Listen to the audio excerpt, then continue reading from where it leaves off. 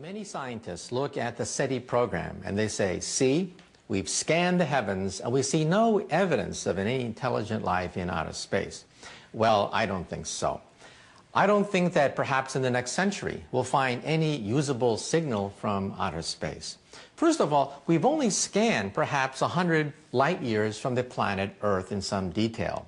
Our galaxy is 100,000 light years across, and galaxies are tens of millions of light years distant. So we've only scanned a small neighborhood of our galaxy. Second of all, we've only looked at frequencies near the frequency of hydrogen. That's silly. This goes back to the person who lost his key. A person who drops his key will often look next to a lamppost. But if you say to the man, why are you looking next to a lamppost? You dropped your key over there. The person will say, well, that's where the light is.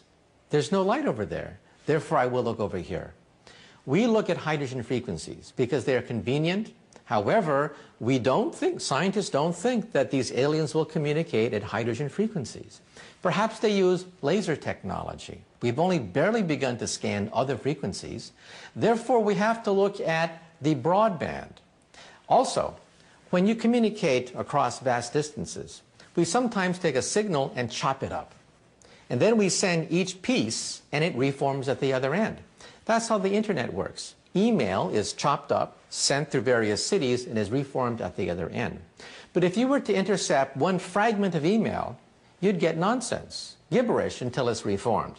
Therefore, in outer space, they probably send signals not on one frequency, but perhaps on the entire spectrum, so that a passing star will not interrupt the entire signal. Then at the other end, they reassemble the signal. If you were to listen in on their signal, you would hear gibberish, nonsense. In other words, we could be in the middle of an intergalactic conversation and we wouldn't even know. Our technology is so primitive, we look on simply one frequency. Any advanced civilization will send messages across all frequencies in order to compensate for passing stars, passing stellar explosion, and static and interference. That's real science. However, scientists sometimes judge alien technology on the basis of what we can do, not on the basis of what a Type 3 civilization, millions of years more advanced than ours, can do. There is the famous Fermi paradox. That is, if there are extraterrestrial beings out there, then where are they? Well, take a look at this. Let's say we have an anthill in the middle of a forest. And right next to the anthill, they're building a 10-lane superhighway. And the question is, would the ants be able to communicate or understand what a 10-lane superhighway is? Would the ants be able to understand the technology, the intentions of beings building a 10-lane superhighway right next to the ants? Let's say, however, you go down to the ants and you say to the ants, I bring you trinkets, I bring you beads, I bring you knowledge, I bring you nuclear energy, I bring you DNA technology, I bring you utopia. Take me to your leader. Is that what you say when you bump into ants? No. Most people simply step on a few of them.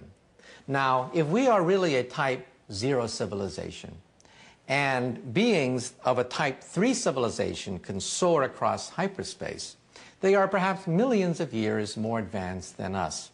The distance between us and ants would be the same comparable distance between Type 3 and a Type 0 civilization.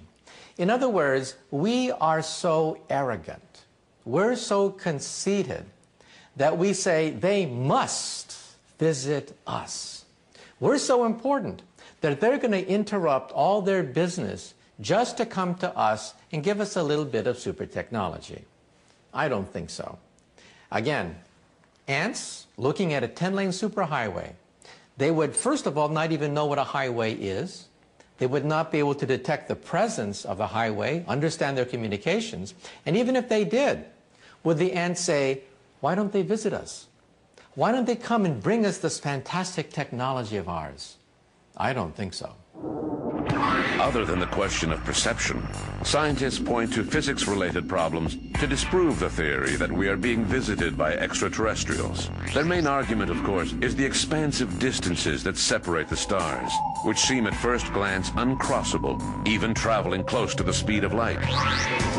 In physics, we have something called the giggle factor. That is, anyone talking about UFOs will find themselves drummed out of the scientific community. UFO research is the third rail of science. Any scientist who dares touch UFO research finds their scientific career electrocuted. However, I think we have to look at the long-term perspective. Many scientists say the stars are so far away, hundreds, thousands of light years away, that any intelligent being would take thousands of years to reach the Earth, making it impractical. I think that's a mistake, because we assume that these extraterrestrial beings are only 100, 200 years more advanced than us.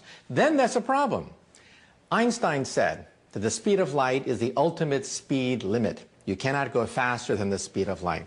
That's Einstein's special theory of relativity. But you see, we have to go beyond Einstein. We have to go to the general theory of relativity, where it is possible, we think, that you might be able to go faster than the speed of light. And even beyond that, to the quantum theory, to the unified field theory, in which all bets are off.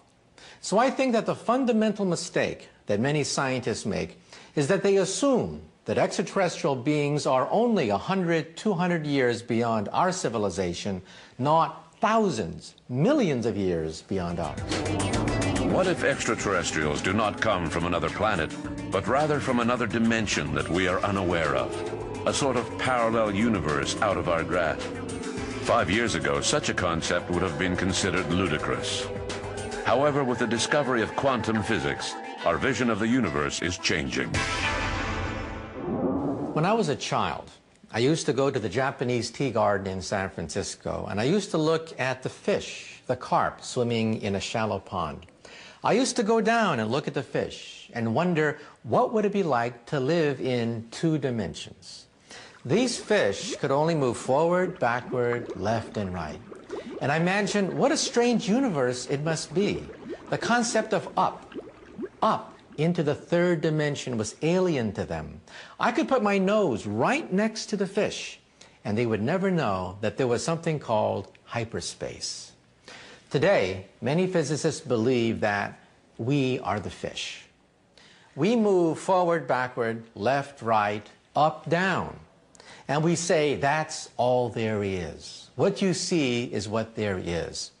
However, we now believe that there is a theory of everything that will allow us to, quote, read the mind of God, as Albert Einstein would fondly say. We think that there is a higher theory called M theory that exists in 11 dimensions where we have strings and membranes that pulsate. And we now believe that our universe is nothing but a tiny bubble, a bubble floating in a much larger hyperspace. In other words, cosmologists don't really believe in a universe anymore. We believe in a multiverse, a megaverse of bubbles that are constantly springing into existence, expanding like in a Big Bang. So in other words, our universe may coexist in an ocean of other universes. Now, 5, 10 years ago, this notion was considered bizarre, science fiction, not anymore. In the last 5 years, the data is almost conclusive. We have something called inflation. The fact that the universe expanded in many stages, one an extremely rapid stage of expansion.